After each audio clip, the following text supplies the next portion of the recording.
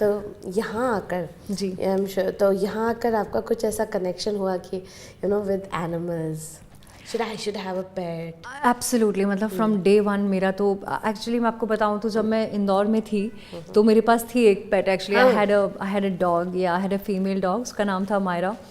बिल्कुल ऐसा कहते हैं ना कि जब भी आपकी ज़िंदगी में कोई जानवर आता है या पेट आता है या अडॉप्ट, तो मैंने उसको अडॉप्ट किया था बेसिकली, तो वो बिल्कुल आपके जैसा या तो बन जाता है या वो आपके हिसाब को मिलता है। वो बिल्कुल मेरी भी डबल थी वो in terms of the naughtiness and शैतान, बहुत ही शैतान है, and I loved her to death.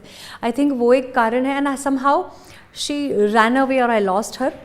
Because जब आग लगी घर में तो वो नहीं थी। मुझे ये आज तक नहीं पता है बेसिकली कि वो आग में गायब हुई है या कोई उसको ले गया है या कुछ और हुआ उसके साथ, मुझे आज तक नहीं पता। बिकॉज मैंने उसको महीनों तक, सालों तक ढूंढा। मतलब मैं इंदौर में बाहर निकलती थी, मेरी आंखें सिर्फ उसको ढूंढ रही होती थी, काफ़ी टाइम बीत जाने के बाद भी। जैसे मैं बॉम्बे से इंदौर आया करती थी टू डू सम शोज़, तब भी मेरी नज़रें जो थी वो रोड पर सिर्फ उसी को ढूंढा करती थी, because it was very unique looking dog, very very cute dog. And because I could not find it till date, तब से मुझे ये लगने लगा, अपने ऊपर एक डाउट होने लगा कि I am not capable of having a pet और कीप इट, और somewhere there is a sense of loyalty in a way कि बस एक वही थी मायरा, बाकी इसके अलावा अभी तक मतलब मैं उसका रिप्लेसमेंट या कुछ ऐसा, क्योंकि मुझे समझ आया कि the kind of joy and the saving that an animal can do, nothing can do for somebody like me, because I am as a human being, I am a very restless, चंचल kind of a soul. तो मुझे कुछ ना कुछ चाहिए पूरे time, मैं शांत नहीं बैठ सकती, मैं टीवी नहीं देख सकती, मुझसे नहीं होता। मुझे चाहिए कोई ना कोई एक्टिविटी होती रहना चाहिए, कुछ ना कुछ चलते रहना चाहिए। तो बॉम्बे में आने के बाद में लगा तो कि मैं एक कुत्ता पाल लूँ या एक बिल्ली पाल लूँ, बट फिर वो यही था कि बहुत ही रिस्की मुझे लग रहा था। सो बीच में मैंने I had 2 cats as pet, but वो मेरे नहीं थे, मेरी फ्रेंड्स के थे। So I used to take them and keep them for months and months and not give them back. तो उस तरह से I was like very very happy having any kind of animal around me. Okay, yeah so अभी plans है आपके कि should you want to मैं keep बिल्कुल, मैं मतलब पिछले 2 साल से हर बार मैं बोलती रहती हूँ अपने भाई को, मैंने कहा भाई अगर तुम मुझसे प्यार करते हो तो रक्षाबंधन पे या बर्थडे पे मुझे डॉग ला के दो।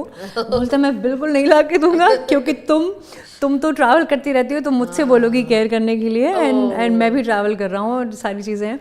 तो मुझे कुत्ता भी तो ऐसा चाहिए कि सेमियोइड, like सेमियोइड is a breed that will require a lot of care, and I don't want to compromise on anything. Like I want semioid if I have a dog. So I'm still speculating, preparing myself to to be able to be worthy of owning somebody like that. Yeah. लेकिन ऐसे मतलब कई लोग ऐसे बोलते हैं कि there's a big you can say, आप बोलते हैं विवाद या argument between having stray animals and breed dogs, right. तो उस पे आपका क्या कहना है? डू यू वांट कि people should go for esterase? I think so. People can definitely go for strays. I mean, there is no difference as such. मैं actually इस बारे में कोई सॉलिड ओपिनियन मेरे इस चीज़ को लेकर के कभी है नहीं, बिकॉज मैंने कभी इस बारे में सोचा नहीं इस तरह से कि कैसे क्या करना चाहिए। बिकॉज कहीं ना कहीं stray animals also they prefer being stray. I don't know if every stray dog wants to be a pet also. That's one thing that I've observed. You can feed them for sure. You can feed them 2 times, 3 times on the road, but to put a collar around their neck and put them in the house is something, if they're not too young. This is a very actually interesting thing that you have said, क्योंकि लोग बहुत बोलते हैं ना कि celebrities if they are talking they should adopt strays. Why aren't they adopting? Why aren't they celebrities have to give an example? उन्हें they are idols, उनको लोग देखते हैं, तो उनको strays adopt करना चाहिए। तो लेकिन ये आपने बहुत अच्छा perspective दिया है, that whether or not, also like a lot of celebrities I've seen are opting for smaller dogs, poodles, ये सारी breeds, not for the fanciness of it, but because actors usually have an extremely busy traveling job, and a certain मतलब किसी भी animal का एक size और weight के हिसाब से उसके traveling allowances होते हैं, otherwise it becomes very difficult process to carry them in the plane and everything.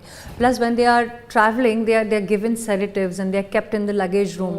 So might as well, if you have a poodle or a smaller size dog, then you can carry them in the plane, so that way they choose such breeds, I believe. So do subscribe them and do follow them. All the love.